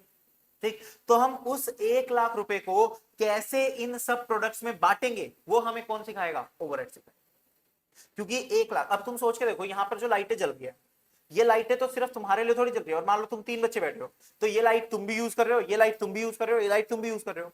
अब अगर मेरा इलेक्ट्रिसिटी बिल आता है मान लो 20,000 रुपए, तो मैं उस 20,000 को तुम तीनों में कैसे बाइफरकेट करूंगा, वो हमें कौन सिखाता है, ओवरहेड। कि मैं किस रेशियो में बाइफरकेट करूंगा, ये सिर्फ तुम 3 का थोड़ी है। अब सोच के देखो, ये लाइट तो जलती है ना पूरा दिन, तुम पढ़ रहे हो अभी, फिर नया नेक्स्ट बैच आएगा, वो नेक्स्ट बैच बैठ के पढ़ेगा, तो जब मेरा बिल आएगा 20,000 रुपए, उसमें सारे बच्चे पढ़े होंगे, तो मुझे हर एक बच्चे में उसकी कॉस्ट को क्या करना पड़ेगा, एलोकेट करना पड़ेगा। तो वो एलोकेट कैसे करेंगे, वो हमें कौन सिखाता है, ओवरहेड्स। बात समझ आ रही है, वो हमें कौन सिखाएगा, ओवरहेड्स, उसको हम बोलते हैं ओवरहेड्स। तो ये 3 चैप्टर्स हैं हमारे। अगर मैं वेटेज वाइज भी बात कर लू ना, मटेरियल कॉस्ट की वेटेज 5 से 8 नंबर रहने वाली है, लेबर कॉस्ट और डायरेक्ट एक्सपेंसेस की वेटेज 5 नंबर की रहने वाली है, और इसकी भी अप्रोक्स 8 से 10 मार्क्स की रहने वाली है। ठीक, ओवरहेड्स के साथ साथ ना एक और चैप्टर आता है, एक्टिविटी बेस्ड कॉस्टिंग। ये भी क्या है, ये भी ओवरहेड्स को बांटना ही सिखाता है कि आपको खर्चों को बांटना कैसे है, बस बांटने के मेथड अलग होंगे। ओवरहेड में अलग मेथड से बांटा जाएगा, और एक्टिविटी बेस्ड कॉस्टिंग में अलग मेथड से बांटा जाएगा। ये जो एक्टिविटी बेस्ड कॉस्टिंग है ना, ये ज्यादा पुराना नहीं है, अभी 4-5 साल से ऐड हुआ है कोर्स में, लेकिन जो ओवरहेड है वो पुराना मेथड है, तो इसीलिए ओवरहेड को ट्रेडिशनल मेथड बोलते हैं और एक्टिविटी बेस्ड कॉस्टिंग को मॉडर्न मेथड बोलते हैं। ठीक, तो ये दोनों, ये 4 चैप्टर अभी तक मैंने तुम्हें बता दिया, ठीक है ना, 1 2 3 4, बात समझ आ रही है। तो ये हमारे क्या होते हैं, कोस्ट के एलिमेंट्स होते हैं, जो हमें जो मतलब कोस्ट का पार्ट होते हैं, कि कोस्ट लग रही है तो कैसे कैसे लग। ठीक, सेकंड पॉइंट की बात करते हैं। सेकंड हमारा क्या आता है, सेकंड और बहुत इंपॉर्टेंट है, इसका नाम है मेथड्स ऑफ कॉस्टिंग। यानी कि अगर आपको कॉस्ट कैलकुलेट करनी है तो आप कौन सा मेथड यूज करोगे, अगर आपको कॉस्ट कैलकुलेट करनी है तो आप कौन सा मेथड यूज करोगे, वो मेथड हमें बताओ। तो ये डिपेंड करता है कंपनी टू कंपनी। अगर कोई मैन्युफैक्चरिंग कंपनी है, अगर कोई मैन्युफैक्चरिंग के बिजनेस में, मैन्युफैक्चरिंग का वर्ड समझते हो ना, मैन्युफैक्चरिंग मतलब किसी भी चीज की प्रोडक्शन करना। अगर कोई कंपनी मैन्युफैक्चरिंग करती है तो वो क्या करेगी, वो प्रोसेस कॉस्टिंग एक चैप्टर है उसका यूज करेगी, ठीक है ना। अगर कोई कंपनी मैन्युफैक्चरिंग करती है तो वो किसका यूज करेगी, प्रोसेस कॉस्टिंग का यूज करेगी। अगर कोई कंपनी, अगर कोई कंपनी सर्विस कंपनी है, जैसे कि मान लो हम लोग, हम क्या कर रहे हैं, हम सर्विस दे रहे हैं। कोई बस वगैरह है, वो क्या करते हैं, वो तुम्हें कोई सामान थोड़ी बेच रही है, वो तुम्हें एक जगह से दूसरी जगह लेके जा रही है, तो वो सर्विस है। कोई डॉक्टर है, कोई हॉस्पिटल या कोई स्कूल हो गया, कॉलेज हो गया, आईसी है, ये सब क्या दे रहे हैं, सर्विस ही तो दे रहे हैं। अगर तुम स्कूल में पढ़ने जा रहे हो तो वो तुम्हें टीचिंग कर रहे हैं, तुम उनसे समझ के आ रहे हो बस, और कोई ऐसा तो नहीं है कि वो तुम्हें कोई गुड्स बेच रहे हो, ठीक है ना। तो वो सब क्या है, सर्विस है, ठीक। तो अगर हम सर्विस कंपनी के बाद ये बात करें तो यहां पर हमारा एक चैप्टर है जिसका नाम है सर्विस कॉस्टिंग। एक चैप्टर हम पढ़ेंगे जिसका नाम क्या है, सर्विस कॉस्टिंग, ठीक। थर्ड, अब मान लो तुम्हारा बिजनेस है, लेट्स से चेयर का, तुम्हारे पास कोई एक स्पेसिफिक ऑर्डर आया, तुम्हें सिर्फ और सिर्फ उस स्पेसिफिक ऑर्डर की कॉस्ट जाननी है। तुम्हें क्या करना है, सिर्फ और सिर्फ उस स्पेसिफिक ऑर्डर की कॉस्ट जाननी है। तो उस ऑर्डर की कॉस्ट कैसे जानोगे, तो अगर हमें एक स्पेसिफिक ऑर्डर की कॉस्ट जाननी है तो उसके लिए एक चैप्टर आता है जॉब कॉस्टिंग। उसके लिए क्या आएगा, एक ऑर्डर, एक आएगा जॉब कॉस्ट, ठीक। नेक्स्ट, अगर आपकी प्रोडक्शन बैचेस में होती है, जैसे मेडिसिन में तुमने देखा होगा, मेडिसिन में बैचेस में प्रोडक्शन होती है, ठीक। मेडिसिन में क्या होता है, बैचेस में प्रोडक्शन होती है, पहले एक बैच बनेगा, फिर अगला बैच बनेगा। तो अगर आपकी बैचेस में प्रोडक्शन होती है और पर बैच आप कॉस्ट निकालना चाहते हो कि एक बैच की कितनी कॉस्ट लगी, तो उसके लिए हमारा एक चैप्टर आएगा unit and batch costing, unit and batch costing. और एक लास्ट, अगर हमारे कंस्ट्रक्शन की बात करूं, अगर कंस्ट्रक्शन कंपनी है जो ये बिल्डिंग वगैरह बनाती है, तो इनके लिए एक चैप्टर है कॉन्ट्रैक्ट कॉस्टिंग, बट ये चैप्टर अब कोर्स से हटा दिया गया, ठीक है ना। ये चैप्टर अब हमारे कोर्स से हटा दिया गया है क्योंकि अकाउंटिंग में A7 जो हम पढ़ते हैं ना, वो कंस्ट्रक्शन कॉन्ट्रैक्ट के ऊपर ही होता है, तो क्या ये उसका टच वहां पर दे दिया जाता है, तो हमारे कॉस्टिंग के सिलेबस से इसको हटा दिया, ठीक। तो हमें यहाँ पर चार लोगों के बारे में देखना होगा, manufacturing company, service company, specific order और बैचेस। तो उनके लिए चार अलग अलग चैप्टर्स बने, चार अलग अलग चैप्टर्स बने हुए हैं। प्रोसेस कॉस्टिंग की बात करूं तो 8 to 10 मार्क्स, सर्विस कॉस्टिंग की बात करूं तो 8 to 10 मार्क्स, जॉब कॉस्टिंग की बात करूं तो 5 to 8 मार्क्स, और यूनिट और बैच कॉस्टिंग की बात करूं तो 0 to 5 मार्क्स, ठीक है ना। ये एक अकेला चैप्टर ऐसा है जिसको बोल सकते हैं कि इसके पेपर में आने के चांसेस नहीं होते, वरना इसके अलावा हर चैप्टर से तुम्हें क्वेश्चन दिखेगा ही दिखेगा, कोई भी चैप्टर ऐसा नहीं है जिससे क्वेश्चन नहीं आएगा, ठीक। पहले के टाइम पे ना, अगर मैं बात करूं 2017 के आसपास, 2017 में ना कॉस्टिंग और एफएम, जो तुम दो सब्जेक्ट की बात कर रहा हूं ना मैं तुम्हारे साथ, एक कॉस्ट अकाउंटिंग और एक ये एफएम, पहले के टाइम पे ये एक ही सब्जेक्ट हुआ करता था, ठीक है ना। कॉस्ट और एफएम, कॉस्ट एंड एफएम एक ही सब्जेक्ट हुआ करता था। और सोच के देखो, जितना सिलेबस अब तुम सिर्फ कॉस्ट अकाउंटिंग पढ़ोगे, मैं अपनी बात कर रहा हूं, उस टाइम पे जब मैं इंटर देता था, जितना सिलेबस तुम पूरा कॉस्ट अकाउंटिंग में पढ़ रहे हो और जितना सिलेबस तुम एफएम में पढ़ रहे हो, हमारे में एक सब्जेक्ट होता था, ठीक, सेम सिलेबस। और उस टाइम तो ये कंस्ट्रक्शन कॉन्ट्रैक्ट कॉस्टिंग भी होता था, मतलब ये तो अब कट गया तुम्हारे लिए, वरना तब ये भी होता था, ठीक। तो सेम सिलेबस जितना कॉस्ट अकाउंटिंग का है और फाइनेंशियल मैनेजमेंट का था, वो दोनों मिला के आता था उसके 100 मार्क्स पे, बिल्कुल 100 मार्क्स के पेपर में दोनों मिला के। तो उस टाइम पे ऐसा होता था कि कुछ चैप्टर छूट जाते थे पेपर में आने से, ठीक है ना। कुछ चैप्टर ऐसे होते थे जो छोड़ देते थे ऐसे ही, क्योंकि सोच के देखो 15 चैप्टर कॉस्टिंग में है, 8 से 9 चैप्टर एफएम में है, टोटल 24 चैप्टर हो गए। हर चैप्टर तो डालना पॉसिबल नहीं है, तो आपको छोड़ने पड़ेंगे कुछ चैप्टर्स, तो कुछ चैप्टर छूट जाते थे, ठीक। प्रोसेस कॉस्टिंग के साथ एक मेमोरी है, वो याद, वो शेयर करता हूं। प्रोसेस कॉस्टिंग इतना बड़ा चैप्टर होता है कि इसको करने में कम से कम भी ये मान लो 10 से 12 क्लास लगती है, ठीक। ये इतना बड़ा चैप्टर है कि इसको करने में 10-12 क्लास लग जाती है। अब सोच के देखो, ऑल्टरनेट डेज पे क्लास होती है, मेरे टाइम पे भी ऐसे होता था कि 10 से 12 क्लास लगती थी, ऑल्टरनेट डेज पे क्लास होती थी। तो ऑल्टरनेट डेज पे 10 से 12 क्लास का मतलब ऑलमोस्ट महीना निकल गया, ठीक। बीच में संडे भी आएंगे, कुछ भी ये सब होगा, तो एक महीना निकल जाता था, ठीक। ये सिर्फ क्लासेस की बात कर रहा हूँ। उसके अलावा आप सेल्फ स्टडी करोगे। अब अगर इतना बड़ा चैप्टर है तो इसको क्वेश्चंस भी बहुत सारे होंगे, आप क्वेश्चंस की भी प्रैक्टिस बहुत ज्यादा करोगे। सब कुछ करा, बहुत सारा करा, एक महीना क्लासेस दी, बहुत सारे क्वेश्चंस की प्रैक्टिस करी, पेपर में आया ही नहीं, पेपर में आया ही नहीं है चैप्टर, ठीक, तो उस टाइम पे इतना दुख हुआ था कि यार इतने अच्छे से पढ़ के गए चैप्टर को और पेपर में नहीं। बट अब ऐसा नहीं होगा, क्योंकि अब मैंने लास्ट इतने टाइम से कोई भी ऐसा नहीं देखा, सिर्फ यूनिट एंड बैच क्वेश्चन ऐसा है जिससे पेपर में कभी कभी क्वेश्चन नहीं आता, लेकिन उसके अलावा बाकी सबसे। ठीक, तो ये हमारे क्या थे मेथड्स ऑफ कोस्टिंग। तो 1 2 3 4 5 6 7 8, 8 चैप्टर्स ये हो गए। ठीक, फिर उसके बाद अब हमने क्या क्या देखा, एलिमेंट्स देख लिए, किस तरीके से हम कॉस्ट कैलकुलेट करेंगे वो देख लिया। अब अगर आप कॉस्ट लगा रहे हो, खर्चा कर रहे हो, तो उसको रिकॉर्ड भी तो करोगे, उस खर्चे को क्या करोगे, रिकॉर्ड करोगे। तो वो क्या कहता है, रिकॉर्डिंग ऑफ कॉस्ट। ये हमारी क्या बात करता है, रिकॉर्डिंग ऑफ कॉस्ट, कि हमें कॉस्ट को रिकॉर्ड करना है, जो हमने कॉस्ट खर्च लगाई, जो भी हमने खर्चा किया, उस कॉस्ट को कैसे रिकॉर्ड करेंगे, उस कॉस्ट को कैसे रिकॉर्ड करेंगे, उसके लिए क्या तरीका रखेंगे। सर पीएनएल बनाते तो हम पीएनएल में खर्चे तो रिकॉर्ड करते हैं, पीएनएल बना लेंगे, ट्रेडिंग पीएनएल बचपन से बनाते आ रहे हैं तो बना लेंगे। ट्रेडिंग और पीएनएल जो है ना वो फाइनेंशियल अकाउंटिंग का पार्ट है। ट्रेडिंग पीएनएल जो तुम बनाते हो वो किसका पार्ट है, फाइनेंशियल अकाउंटिंग का पार्ट है। यहां पर हम क्या बात कर रहे हैं, कॉस्ट अकाउंटिंग की बात कर रहे हैं। तो कॉस्ट अकाउंटिंग अपना खुद अलग से रिकॉर्डिंग करता है, और उसको रिकॉर्ड करने के लिए एक हमारे पास क्या आता है, cost book keeping. Cost book keeping, इसमें हम जैसे अकाउंट्स में पढ़ते हैं जर्नल एंड लेजर, वही सेम हमें क्या बनाने होंगे, जर्नल एंड लेजर बनाने होंगे। क्या बनाने होंगे, जर्नल एंड लेजर बनाने होंगे। बट यहां पर रिकॉर्ड हम अलग तरीके से करते हैं कॉस्ट बुक कीपिंग के। ठीक, तो रिकॉर्ड करने के लिए क्या रहेगा, ये पार्ट रहेगा। इसके साथ साथ एक और मैं बोल सकता हूं तुम्हारे लिए, जिसका नाम है कॉस्ट शीट। कॉस्ट शीट हालांकि क्या है, एक बहुत बेसिक सा चैप्टर है ये, आप ये बोल सकते हो रिकॉर्ड कर रहा है, कुछ भी बोल सकते हो, बट ये एक टाइप से रिकॉर्डिंग है। इसमें भी आप क्या करते हो, खर्चों को रिकॉर्ड करते हो। ठीक, कॉस्ट बुक कीपिंग 8 से 10 मार्क्स, कॉस्ट शीट भी 8 से 10। ठीक, तो 4 चैप्टर यहां, 4 यहां, 8 2 10, 10 चैप्टर तो ये हो गए। अब उसके बाद यहां बात करते हैं, ये सारे 3 चीजें जो मैंने लिखी ना, ये सारा का सारा किसका पार्ट था, कॉस्ट अकाउंटिंग का।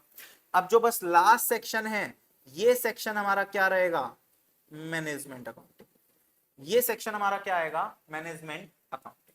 बात समझ आ रही है, ये सेक्शन हमारा किसका रहेगा, मैनेजमेंट अकाउंटिंग का रहेगा। सर ये मैनेजमेंट अकाउंटिंग मतलब क्या, यहां पर ना हम क्या करते हैं, यहां पर हम थोड़ी सी डीप स्टडी करते हैं। यहां पर हम क्या करते हैं, थोड़ी सी डीप स्टडी करते हैं, यानी कि आप क्या करोगे, एनालिसिस करोगे, किसका, कोस्ट का। कोस्ट का क्या करोगे, एनालिसिस करोगे कि आपने क्या किया, क्या आपने सही से कोस्ट लगाई या नहीं लगाई, कम लगा दी, ज्यादा लगा दी, क्या कर दिया। तो वो हम क्या करेंगे, इसके अंदर डीप एनालिसिस करेंगे कोस्ट का, कि आपने कोस्ट कैसे लगाई। ठीक, तो वो हमारा यहां पर आएगा। तो इसमें सबसे पहला काम क्या होता है, बजट बनाना। बजट बनाना, तो बजट बनाने के लिए एक चैप्टर आएगा, बजटरी कंट्रोल। एक चैप्टर आता है बजटरी कंट्रोल। जैसे तुम घरों में बजट बनाते हो ना, महीने के शुरू में क्या, मेरा पूरे महीने का खर्चा इतना है, ठीक, मेरे बदले में इतने की इनकम आएगी, तो मेरे पास इतने पैसे बच जाएंगे। तो ये सब क्या है, बजट बनाना। ठीक, फिर जब एक्चुअल में खर्चा करने लगोगे तो उसको क्या कर लेना, कंपेयर कर लेना, किसके साथ, बजट के साथ, कि तुमने जो बजट बनाया था क्या एक्चुअल में उतना ही लगा। तो अगर उतना ही लगा तो अच्छी बात है, कम लगा तो और अच्छी बात है, ज्यादा लगा तो बुरी बात। ठीक, तो वो बजटरी कंट्रोल में आ जाएगा। सेकंड की बात करें तो सेकंड हमारा क्या होता है, कंट्रोल करना। जो मैंने बताया कि जैसे इसको चेयर को बनाने में मैंने बोला था 400 रुपए का मटेरियल लगना चाहिए था, तुमने एक्चुअल में कितना लगा दिया, 500 का लगा दिया। तो वो जो 100 रुपए एक्स्ट्रा लगे वो क्यों लगे, उसका रीजन ढूंढो और फिर उसको क्या करो, कंट्रोल करो। तो उसके लिए हमारे पास एक चैप्टर आएगा जिसका नाम है स्टैंडर्ड कॉस्टिंग। जिसका नाम क्या रहेगा, स्टैंडर्ड कॉस्टिंग। ठीक, और इसके अलावा आपको ना फिर डिसीजन भी लेना पड़ेगा। डिसीजंस लेने पड़ेंगे कि यार हम क्या चीज करें। ठीक, मान लो मेरे पास 2 ऑप्शन है, एक ऑप्शन ये है कि मुझे चेयर बनानी है, एक ऑप्शन ये है कि मुझे बोतल बनानी है।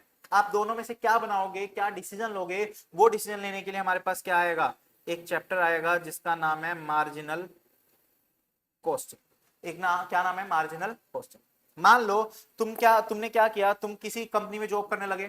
ठीक, तुम कॉस्ट अकाउंटिंग के एक्सपर्ट बन गए, कॉस्ट अकाउंटिंग में एक्सपर्ट बन गए। तो तुमने क्या किया, तुमने कंपनी में जॉब ज्वाइन की। अब तुमने उस कंपनी में जॉब ज्वाइन की तो उस कंपनी का ओनर आया, उसका चेयर का बिजनेस था, वो ओनर तुम्हारे पास आया, कहता है एक बात बताओ, अगर मैं चेयर प्रोड्यूस कर रहा हूं तो मुझे ये बताओ कि मैं कितनी चेयर प्रोड्यूस करूं, मैं कितनी चेयर प्रोड्यूस करूं कि मेरा वो ब्रेक इवन पॉइंट आ जाए, कितनी चेयर प्रोड्यूस और सेल करूं कि मेरा ब्रेक इवन पॉइंट आ जाए। ब्रेक इवन पॉइंट समझते हो, नहीं, इको में पढ़ा होगा, बिल्कुल।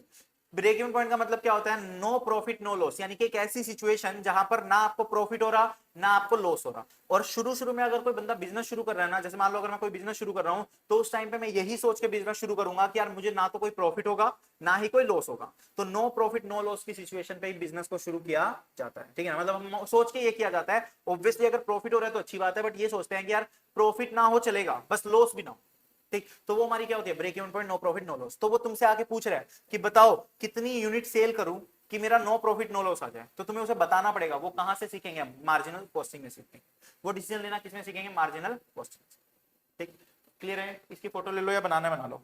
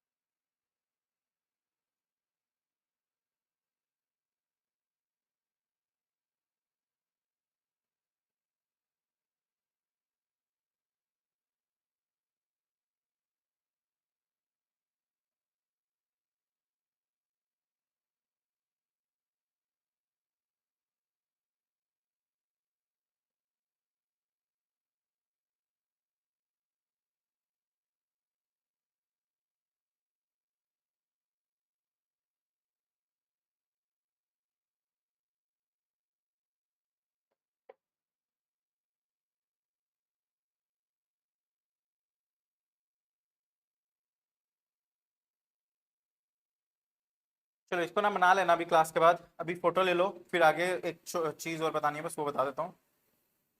देखना क्या कहता है, एक चैप्टर हमने पढ़ा यहाँ पर, क्या नाम है जिसका, मार्जिनल कॉस्टिंग, ठीक है ना। तो हम पहला चैप्टर शुरू जो करेंगे ना, वो क्या करेंगे, मार्जिनल कॉस्टिंग। सर ये तो सबसे लास्ट में लिखा हुआ है आपने, तो मतलब सबसे मुश्किल होगा।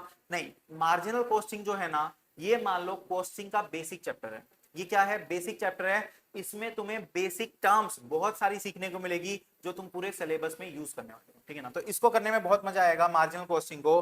तो सबसे पहले फ्रेश पेज पे हेडिंग डाल दो, चैप्टर का नाम है मार्जिनल कॉस्टिंग। एग्जाम में इसकी वेटेज है 8 to 10 मार्क्स।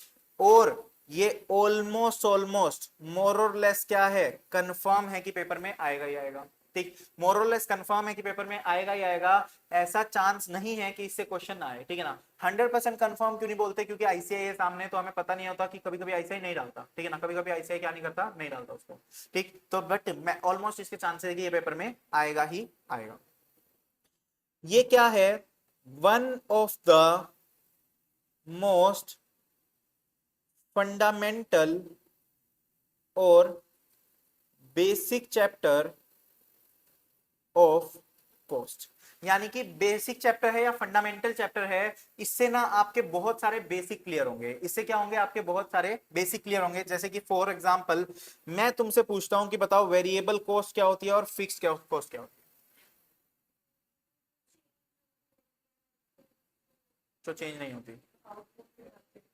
वेरिएबल जो चेंज होती रहती है, फिक्स जो चेंज नहीं होती। तुम क्या कह रहे हो, आउटपुट जो चेंज होती है वो वेरिएबल, और जो चेंज नहीं होती वो फिक्स। कॉमन, कौन सा, ये वाला वो वाला,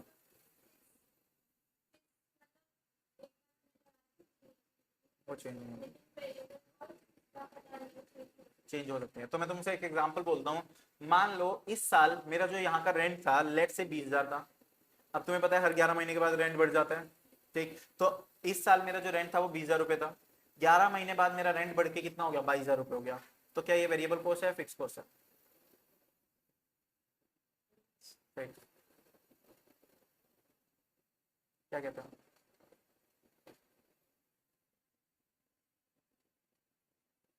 फिक्स लग रही है, वेरिएबल फिक्स ऑफ कोर्स एक टाइम पे आके चेंज हो जाती है। तो हेमंत ने जो बोला वो बिल्कुल ठीक बोला। कहता है वेरिएबल कॉस्ट, बोला तुमने भी ठीक, बट वो आधा अधूरा था। वेरिएबल कॉस्ट वो कॉस्ट होती है जो चेंज होती है, फिक्स कॉस्ट वो कॉस्ट होती है जो चेंज नहीं होती। बट चेंज होना या ना होना किस पे डिपेंड करेगा, किस पे डिपेंड करेगा? आउटपुट पे। किस पे डिपेंड करेगा? आउटपुट पे। अगर आउटपुट के साथ आपकी कॉस्ट चेंज हो रही है तो मतलब वो आपकी क्या है? Variable cost. अगर आउटपुट चेंज हो रहा है और उसके साथ साथ कॉस्ट चेंज हो रही है तो वो क्या होती है? Variable cost. लेकिन अगर आउटपुट के चेंज होने पे फिक्स कॉस्ट पे कोई फर्क ना पड़े तो वो आपकी क्या कहलाएगी? Fix cost. ठीक, जैसे फॉर एग्जांपल मान लो मैं तुम्हें एक बुक देता हूं, ठीक, जो भी बच्चा मुझसे पढ़ने आता है मैं उसको बुक देता हूं, और एक बुक कितने की है? 500 रुपए की। अगर मेरे पास एक बच्चा पढ़ने आया तो मुझे एक ही बुक देनी पड़ेगी, यानी कि मुझे कितने का खर्चा लगेगा? 500 का। लेकिन अगर मेरे पास 2 बच्चे पढ़ने आ गए तो मुझे कितने की बुक देनी पड़ेगी? 1000 रुपए की। अगर मेरे पास 4 बच्चे पढ़ने आ गए तो मुझे कितने की देनी पड़ेगी? 2000 रुपए की। बात समझ आ रही है? तो जैसे जैसे नंबर ऑफ स्टूडेंट्स बढ़ते गए वैसे वैसे मेरी कॉस्ट भी बढ़ती गई, तो ये मेरी क्या हो गई? वेरिएबल।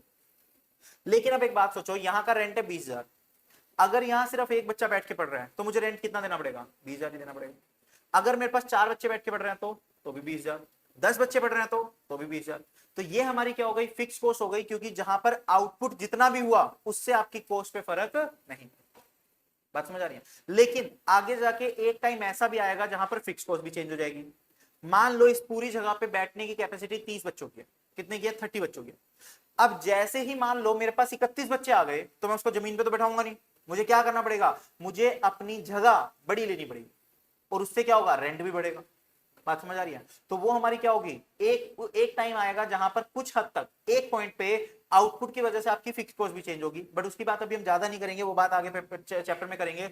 अभी के लिए बेसिक पे इतना ही समझ लो, फिक्स कॉस्ट क्या होती है? एक ऐसी कॉस्ट जो आउटपुट के साथ चेंज नहीं होगी, और वेरिएबल कॉस्ट क्या होती है? जो आउटपुट के साथ चेंज होती है। ठीक, वेरिएबल कॉस्ट जो होती है वो पर यूनिट के हिसाब से लगती है। मतलब जैसे मान लो चेयर है, एक चेयर को बनाने में 500 रुपए का मटेरियल लगता है। अब मैं जितनी चेयर बनाऊंगा उतना मटेरियल लग जाएगा। अगर मैं 10 चेयर बनाऊंगा तो 10 चेयर के हिसाब से 5,000 का मटेरियल लग जाएगा। अगर मैं 20 चेयर बनाऊंगा तो 20 चेयर के हिसाब से 10,000 का मटेरियल लग जाएगा। अगर मैं 30 चेयर बनाऊंगा तो 30 चेयर के हिसाब से 15,000 का मटेरियल लग जाएगा। बात समझ आ रही है? तो जितनी चेयर बनाऊंगा उतने के हिसाब से मटेरियल लग जाएगा। तो ये क्या है? वेरिएबल कॉस्ट है, जिसको हमने पर यूनिट के हिसाब से देखा। जैसे मैंने बुक्स वाला एग्जांपल लिया था, एक बुक के इतने रुपए लगते हैं, अब जितनी बुक्स होंगी उतने के हिसाब से पैसे लग जाएंगे। बट जो फिक्स कॉस्ट होती है ना, वो टाइम के हिसाब से लगती है। ये रेंट है, अगर ये रेंट किसका कैसे जा रहा है? महीने का जा रहा है ना। ये थोड़ी है कि एक बच्चा बैठा तो रेंट इतना जाएगा, 2 बच्चे बैठे तो इतना रेंट जाएगा, नहीं, ये तो पूरे महीने का रेंट है। चाहे खाली रहे पूरे महीने, चाहे एक बच्चा बैठे, चाहे 100 बच्चे बैठे, कोई फर्क नहीं पड़ता, रेंट उतना ही जाएगा। रेंट क्या जाएगा? उतना ही जाएगा। बात समझ आ रही है? तो वो हमारा क्या हो गया? ये हमारी फिक्स कॉस्ट हो गई, जो टाइम के हिसाब से लगती है। अगर मान लो बाहर एक रिसेप्शनिस्ट होता, अगर एक रिसेप्शनिस्ट होता तो उसको मैं क्या पे करता? सैलरी पे करता। अब पूरे महीने चाहे एक भी बच्चा ना आए, चाहे 10 बच्चे आ जाए, मुझे उसको सैलरी तो देनी पड़ती ना, फिक्स सैलरी देनी पड़ती। तो वो क्या देता हूं? महीने की सैलरी देता हूं। तो वो क्या है? टाइम के हिसाब से है। तो फिक्स कॉस्ट हमेशा किस पे लगती है? टाइम पे। फिक्स कॉस्ट हमेशा किस पे लगती है? टाइम। तो लिखना सबसे पहले question number 1, what is variable cost? Question number 1, what is variable cost? Question number 1, what is variable cost? Variable cost क्या होती है? ये जो टर्म्स मैं बता रहा हूं ना, वेरिएबल कॉस्ट, फिक्स कॉस्ट, ये पूरे सिलेबस के लिए इंपॉर्टेंट है, जरूर सिर्फ इसी चैप्टर के लिए नहीं। ये इसीलिए बेसिक बोला जा रहा है कि इसमें कुछ ऐसी चीजें सीखेंगे जो आगे जाके पूरे चैप्टर में लगने वाली है। और सिर्फ ये याद रखना, कॉस्ट में पड़ी हुई चीजें एफए में काम आएगी, एफए में पड़ी हुई चीजें कॉस्ट में काम आएगी। 2 टॉपिक तो इवन ऐसे भी हैं जो कॉस्ट और एफएम में सेम है, तो एक जगह पढ़ाया जाता है। कॉस्ट और एफएम दोनों जगह पे हैं, वो सेम टॉपिक, तो वो एक ही जगह पढ़ते हैं। तो ये याद रखना कि जो कॉस्टिंग का बेसिक हम पढ़ेंगे ना, वो एफएम में भी यूज आने वाला है। ठीक है ना? फाइनेंशियल मैनेजमेंट भी काम रहेगा, तो पूरा अच्छे से समझ के करना चीजों को, जहां भी डाउट हो पूछ लेना। लिखना वेरिएबल कॉस्ट क्या होती है? Variable cost is the cost, variable cost is the cost which keeps on changing, variable cost is the cost which keeps on changing, which keeps on changing in relation with the output, which keeps on changing in relation with the output, in relation with the output, in relation with the output. यानी कि क्या कह रहा है कि output के साथ साथ अगर चेंज हो रही है तो वो क्या कहलाएगी? Variable cost. तो अंडरलाइन करना कीप्स ऑन चेंजिंग को, कीप्स ऑन चेंजिंग, और आउटपुट को। तो जो चेंज होगा बट किसके साथ होगा? आउटपुट के साथ। ठीक है ना? हाइलाइटर रख लेना, इनको हाईलाइट करना, क्योंकि रिवाइज करते टाइम काम आएगा। ठीक, चलो फुल स्टॉप, नेक्स्ट टाइम लिखना। यही चल रहा है अभी variable cost he. Variable cost is always considered, variable cost is always considered in per unit terms.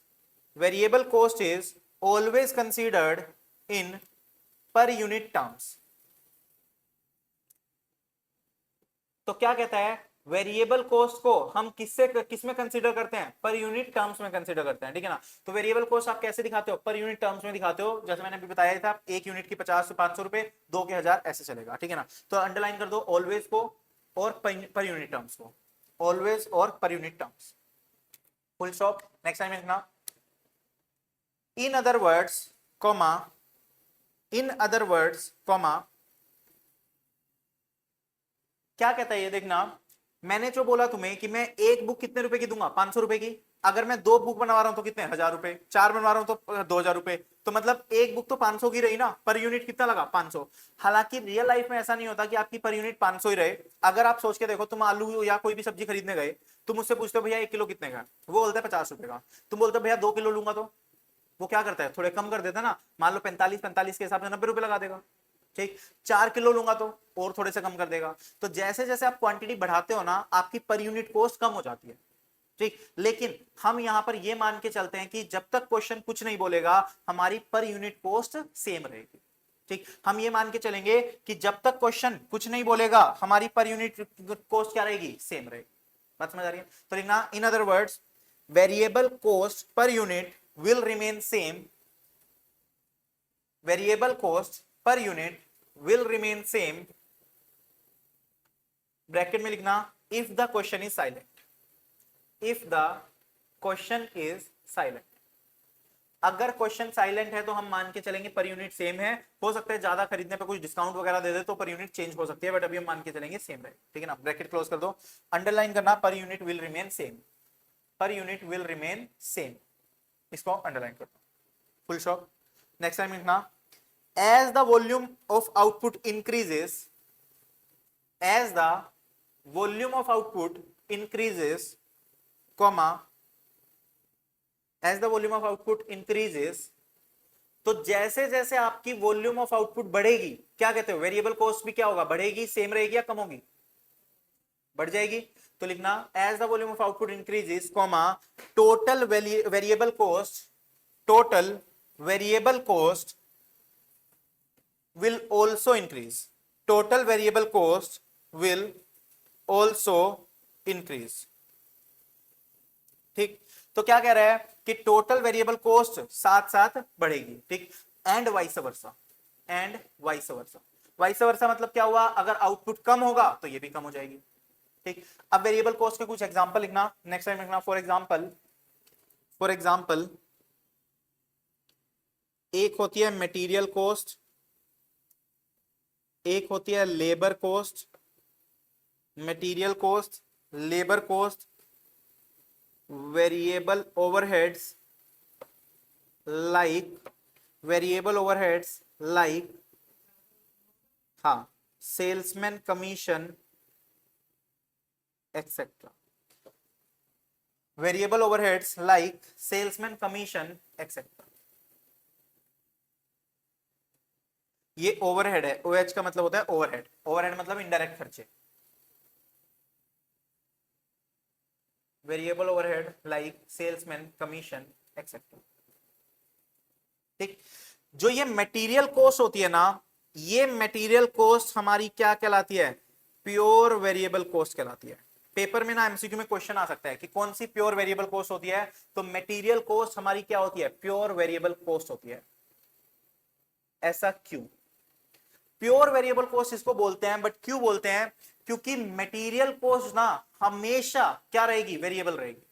Material cost कभी फिक्स नहीं हो सकती। इसके अलावा लेबर हो गया, सेल्समैन कमीशन हो गया, सब फिक्स हो सकता है, बट मटेरियल कॉस्ट कभी फिक्स नहीं हो सकती। सर लेबर कैसे फिक्स हो सकता है, अगर मैंने लेबर को हायर किया, मैंने बोला तुम चेयर बनाना, अगर एक चेयर बनाओगे तो 200 रुपए दूंगा, 2 चेयर बनाओगे तो कितने दूंगा, 400, 4 बनाओगे तो कितने दूंगा, 800, तो ये क्या है, वेरिएबल है। लेकिन अगर मैंने उसे बोला, मैंने कहा तुम एक काम करो, मेरे यहां पर काम करने आओ, एक दिन के 200 रुपए दूंगा।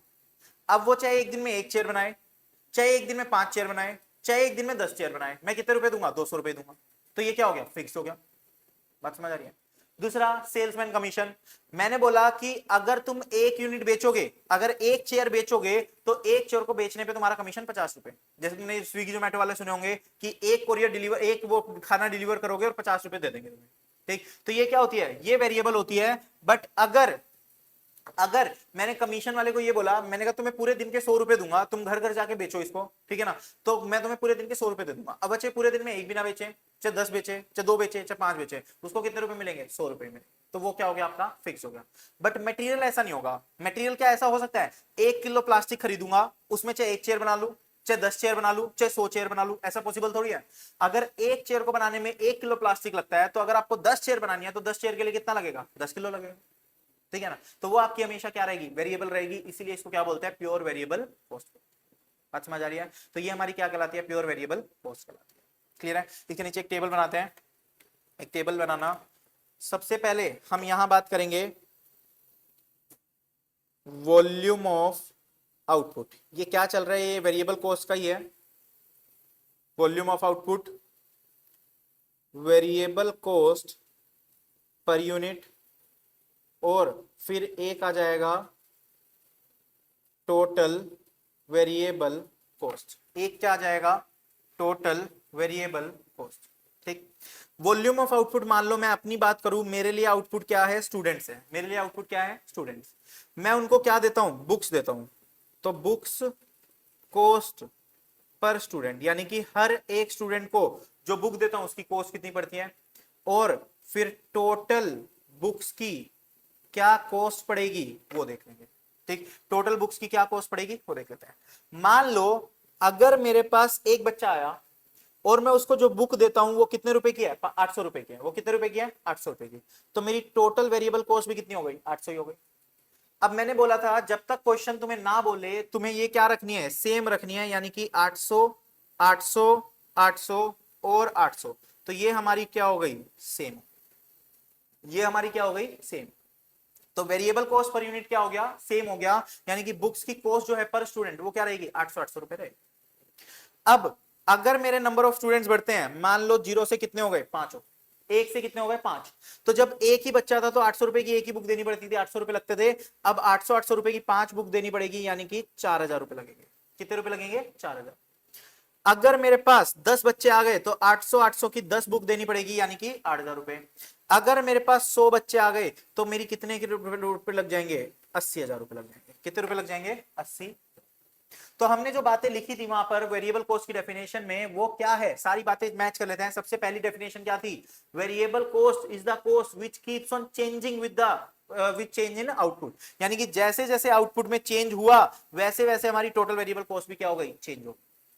ठीक, पहली लाइन। दूसरी लाइन क्या थी, कहते हैं variable cost is always considered इन पर यूनिट टर्म्स। तो जो वेरिएबल कॉस्ट लग रही है ना, वो हमारी पर यूनिट के हिसाब से लग रही है। बाद में आप क्या कर रहे हो, इसको टोटल कर रहे हो। ठीक, बट लग तो कैसे रही है, पर यूनिट। ठीक, यानी कि इन अदर वर्ड्स पर यूनिट कभी भी चेंज नहीं होगा, सेम रहेगा, पर यूनिट सेम भी रहेगा। as the volume of output increases as the volume of output increases total variable cost also increases। तो यहां देख रहे हो, जैसे जैसे आपका वेरिएबल सॉरी टोटल आउटपुट क्या हुआ, इंक्रीज हुआ, आपकी वेरिएबल कॉस्ट भी टोटल क्या हो रही है, इंक्रीज हो रही है। टोटल वेरिएबल कॉस्ट भी क्या हो रही है, इंक्रीज हो रही है। ठीक है ना, टोटल वेरिएबल कॉस्ट भी क्या होगी, इंक्रीज होगी। बात समझ आ रही है, तो ये सारी बातें हमने यहां पर, फटाफट से टेबल बना दो।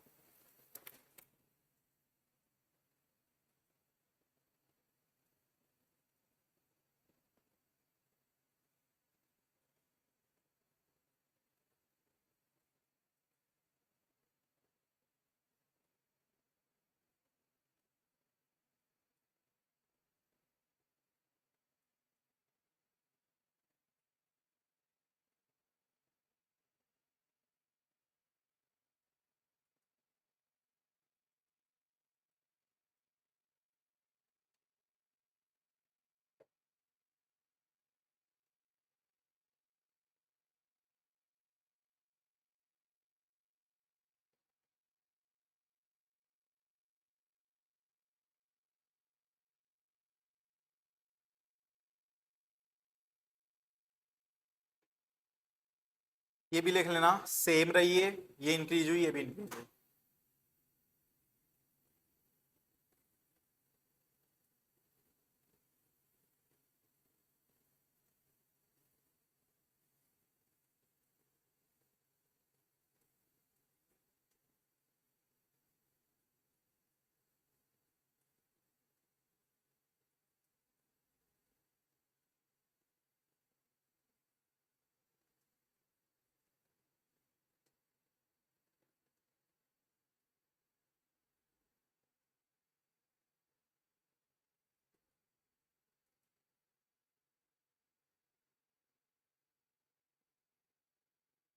डन।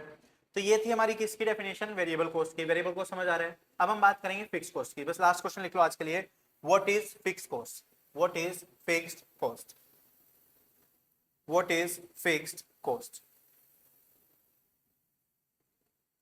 फिक्स कॉस्ट के बारे में हमने बात की। फिक्स कॉस्ट क्या होता है? फिक्स कॉस्ट का मतलब ये होता है कि अगर आपकी कॉस्ट आउटपुट के साथ चेंज नहीं रह रही, अगर फिक्स कॉस्ट आपके आउटपुट के साथ चेंज नहीं रह रही, तो वो आपकी क्या कहलाएगी? फिक्स कॉस्ट कहलाएगी। तो लिखना, fix cost will remain same in total, fix cost will remain same in total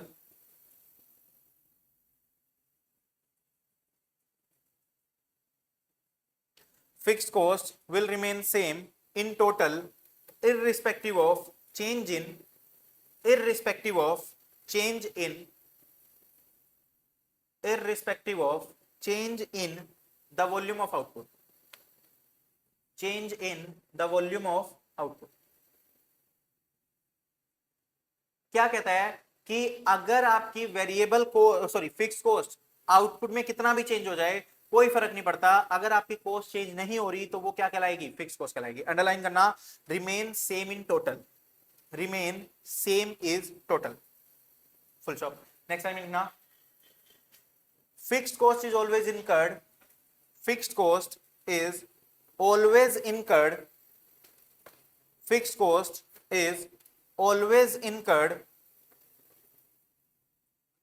always incurred in relation with time, in relation with time and not in relation with output, not in relation with output। ठीक है ना, यानी कि time से उसका relation रहेगा, output से उसका कोई भी रिलेशन नहीं रहेगा। टाइम से उसका रिलेशन रहेगा, आउटपुट से उसका कोई भी रिलेशन नहीं रहेगा। ठीक, पहला फुल स्टॉप। तो अंडरलाइन करना, always, always relation with time, relation with time, relation with time. ठीक है ना, तो हमेशा टाइम से रहेगा। अब एक लाइन लिखना फुल स्टॉप नेक्स्ट टाइम में, as the volume of output increases, as the volume of output increases, comma fixed cost per unit, fixed cost per unit decreases, fixed cost per unit decreases। Hello,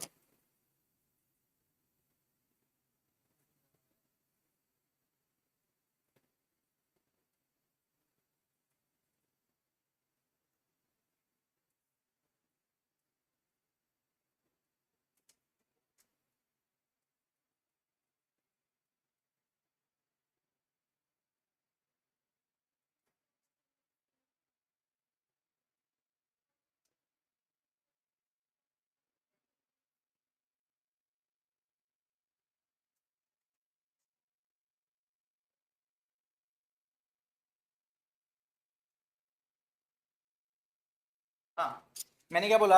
as the volume of output increases, comma fixed cost per unit decreases, और vice versa, और vice versa. Sir ये decrease कैसे होगा? वो भी मैं इस example के थ्रू दिखा दूंगा। ठीक, देखना, for example, for example rent, rent, salary, depreciation, rent, salary, depreciation etcetera. एक ये टेबल का फॉर्मेट बनाना,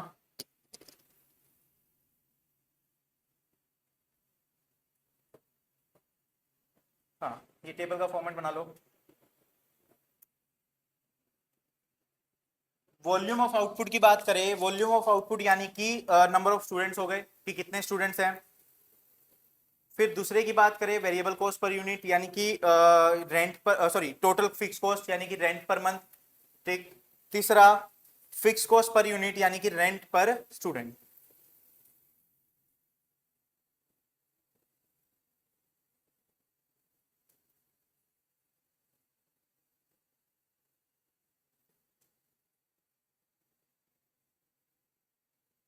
चलो देखना, तो अगर मान लो मेरे पास एक बच्चा है, मेरे पास एक स्टूडेंट है सिर्फ, लेकिन मैंने एक जगह ले रखी है रेंट पे जिसका नाम है कितना 30,000 रुपए, जिसका अमाउंट कितना है 30,000 रुपए। मतलब मैं एक जगह ले रखी है रेंट पे जिसका रेंट कितना जाता है 30,000 रुपए। तो अगर मान के देखो मेरे पास एक ही बच्चा आता है, तो मैं वो जो 30,000 रुपए है वो कितने से, एक ही बच्चे से रिकवर करूंगा, उसको फीस ऐसे ही बोलूंगा कि मेरे 30,000 रुपए रिकवर हो जाए। तो यानी कि पर स्टूडेंट मैंने कितने की रिकवरी करी, 30,000 की रिकवरी करी, तो पर स्टूडेंट कितना हुआ 30,000। लेकिन यहीं पर अगर मेरे पास दो बच्चे आ गए, अभी भी रेंट तो कितना रहेगा 30,000 ही रहेगा, बट जब मैं रिकवर करूंगा तो दोनों बच्चों से 15-15 हजार रिकवर कर लूंगा। ठीक। अगर मेरे पास 10 बच्चे आ गए, अभी भी रेंट तो 30,000 ही रहेगा, मैं हर बच्चे से 3-3 हजार रिकवर करूंगा। अगर मेरे पास 50 बच्चे आ गए, रेंट अभी भी 30,000 ही रहेगा, बट मैं अब हर बच्चे से 600-600 रिकवर करूंगा। और अगर मेरे पास 100 बच्चे आ गए और अभी भी रेंट तो 30,000 ही रहेगा, तो मैं हर बच्चे से कितना रिकवर करूंगा, 300 रिकवर। बात समझ आ रही है। तो हमने क्या लिखा था फिक्स कॉस्ट की डेफिनेशन में, तुम पढ़ोगे, कह रहा था fix cost will remain same in total, यानी कि आपके स्टूडेंट्स में कितना भी चेंज आ जाए, टोटल तो आपका क्या रहेगा, सेम ही रहेगा। टोटल तो आपका क्या रहेगा, सेम ही रहेगा। ठीक। तो टोटल आपका क्या रहेगा, सेम रहेगा, पहली चीज। दूसरा क्या बोला था उसने, कहता है ये हमेशा टाइम के हिसाब से लगेगा। तो ये जो देख रहे हो रेंट जो लग रहा है किसका लग रहा है, पर मंथ का। रेंट जो लग रहा है किसका लग रहा है, पर मंथ का। ठीक। रेंट जो लग रहा है वो किसका लग रहा है, पर मंथ का। और तीसरी लाइन, जैसे जैसे आपका आउटपुट इंक्रीज होगा, जैसे जैसे आपका आउटपुट इंक्रीज होगा, आपकी फिक्स्ड कॉस्ट पर यूनिट क्या हो रही है, decrease. Fix cost per unit क्या हो रही है, डिक्रीज। बात समझ आ गई। तो ये उतार लो।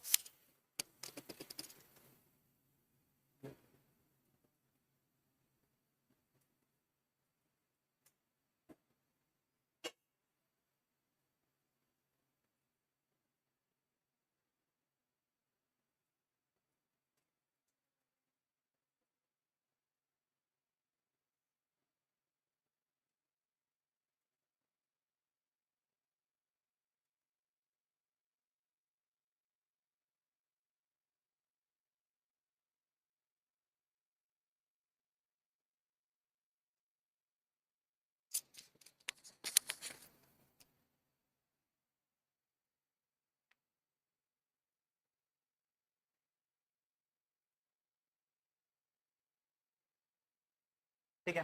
तो ये थी हमारी वेरिएबल कॉस्ट और फिक्स कॉस्ट की डेफिनेशन। आज की क्लास में हमने दोनों सीख ली, कुछ कुछ बेसिक चीजें सीखी। तो यही सब नेक्स्ट क्लास में और आगे बेसिक समझ के फिर नेक्स्ट क्लास से प्रैक्टिकल शुरू हो जाएंगे। ठीक है ना, आज की क्लास थोड़ी सी ज्यादा थ्योरी थी, बट नेक्स्ट क्लास से अपना प्रैक्टिकल पार्ट भी शुरू हो जाएगा। ठीक है ना, आज इतना ही करते हैं, चलो डन।